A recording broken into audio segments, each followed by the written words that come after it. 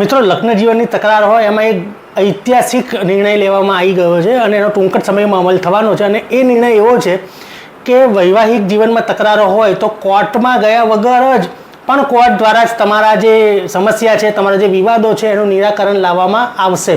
તો આ આખી ઘટના શું છે એ હું તમને સમજાવું કે ગુજરાત હાઈકોર્ટ છે એમના chief justice madam Sunita Agarwal અને ગુજરાત રાજ્ય કાનૂની સેવા સત્તા મંડળ છે એમના ચેરમેન જસ્ટિસ બિરેન વૈષ્ણવ સાહેબના માર્ગદર્શન હેઠળ પ્રી લિટિગેશન પોલિસી અમલમાં આવી રહી છે અને એના આખરી ઓપ અપાઈ રહ્યો છે.